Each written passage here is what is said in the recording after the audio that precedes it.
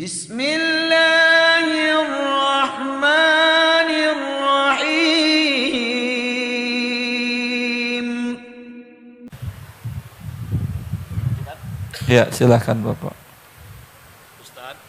Assalamualaikum Ustadz. Lalu bagaimana dengan hukum BPJS Ustadz dengan adanya denda? Saya sudah 3 kali memanfaatkan BPJS tersebut.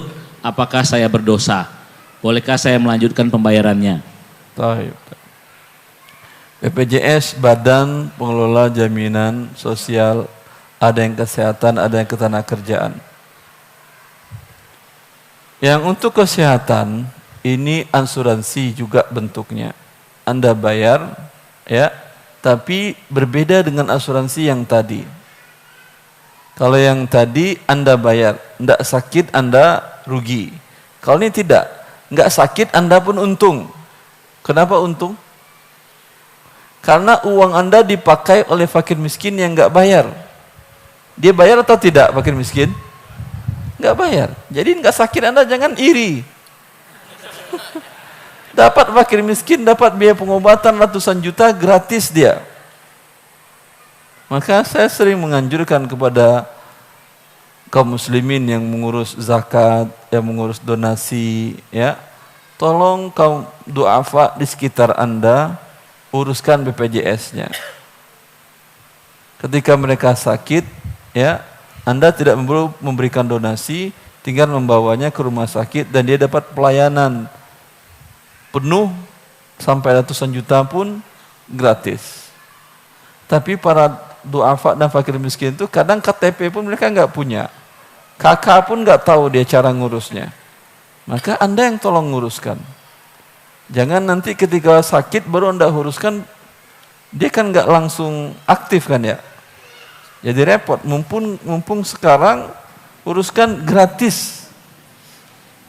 Dia tanpa bayar premi, tanpa bayar keikutsertaan dan gratis. Dan itu yang pernah saya katakan ketika saya diminta Kompas TV diskusi dengan pihak Dewan Syariah Nasional yang mereka ingin membuat BPJS syariah. Saya katakan BPJS yang ada ini lebih syariah daripada asuransi syariah. Asuransi syariah, ada nggak pesertanya yang miskin gratis? Ada atau tidak? Tidak ada. Ini yang fakir miskin dan duafa gratis dan dapat pelayanan berapapun jutanya. Ya atau tidak? Lebih baik, lebih syariah dari yang syariah.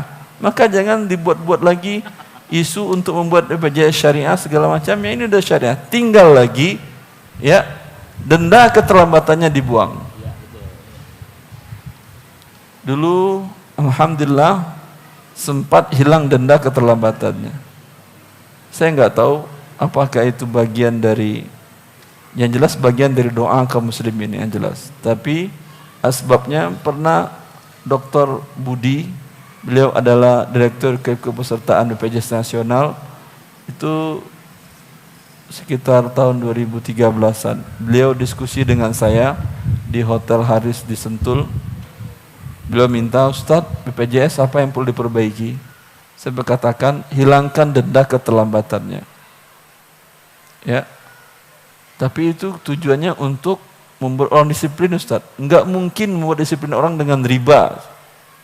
Apa enggak punya cara lain, tools yang lain untuk membuat dengan cara yang halal? Ya. Lalu gimana caranya, Ustaz? Yang enggak ikut langsung putuskan, yang enggak bayar langsung putuskan. Seperti listrik. Listrik yang pasca bayar terlambat ada denda, ini riba.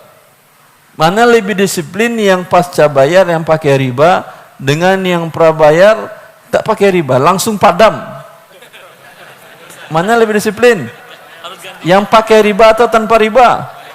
Tanpa riba, selesai urusannya sudah. Iya, yang pakai prabayar itu nggak pakai riba kan? Terlambat nggak ada dendanya, langsung padam. Kan membuat orang lebih disiplin. Nggak mungkin yang riba membuat orang disiplin, saya katakan. Dia katakan, saya akan usahakan Pak Ustadz. Tapi yang namanya hal seperti ini butuh persetujuan Presiden, butuh persetujuan DPR dan segala macam. Tapi tetap akan saya perjuangkan. Dan alhamdulillah pernah berapa lama hilang. Itu dari aturan. Tapi kemudian belakangan muncul aturan walaupun ada denda tapi lebih mengecil. Yaitu bila terlambat membayar dan saat itu juga dinamakan keikutpesertaannya. Kemudian bila diaktifkan kembali dan digunakan untuk rawat inap dikenakan denda. Berarti kalau bukan rawat inap ada denda? Tidak, hanya untuk rawat inap saja. Lebih mengecil skupnya, lebih, tetapi yang riba tetap riba. Walaupun 0,0001 riba tetap riba. Ya. Tinggal sekarang Anda yang minta ke BPJS, buang riba itu, selesai, kami jadi ikut serta semuanya, udah. Allah barik fikum. Berbeda, kemungkinan Anda ada yang pejabat, ada yang walaupun bukan pejabat, tapi tetangga pejabat yang mendatanganin riba tadi, bilang ke dia. Atau mungkin teman dekat dari yang mendatanganin akad riba tadi, bilang ke dia, Pak, buang ribanya Pak.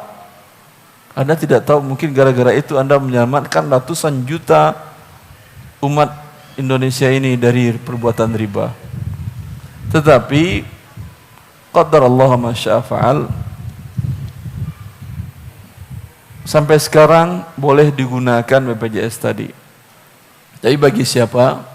Bagi fakir miskin. Karena bagi mereka tidak ada riba. Karena mereka enggak bayar. Kalau enggak bayar mungkin enggak terlambat. Tidak ada denda keterlambatan kan ya? Alhamdulillah bagi mereka halal. Jelas? Bagi kita peserta yang dibayarkan oleh perusahaan juga tadi sudah dijelaskan hukumnya. Boleh, nggak ada masalah. Tapi yang dipotong dari gajinya atau peserta BPJS mandiri, ya, yang mandiri ini sebaiknya kalau yang mandiri jangan ikut dulu, karena masih ada denda tadi.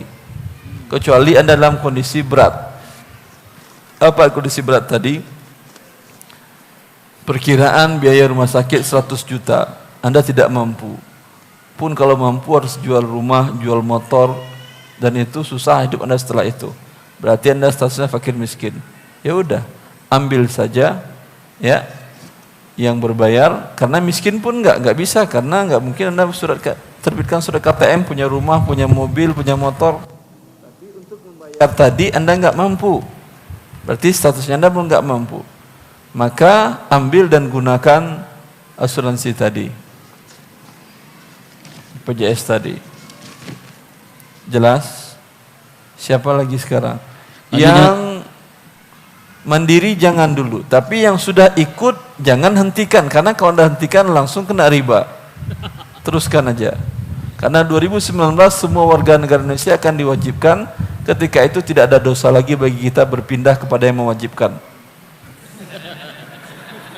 Jelas? Kenapa mereka wajibkan? Enggak mungkin kita bisa mengurus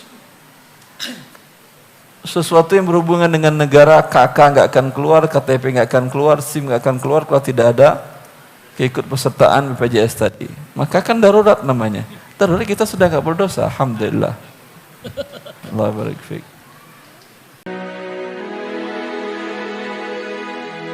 Alhamdulillah.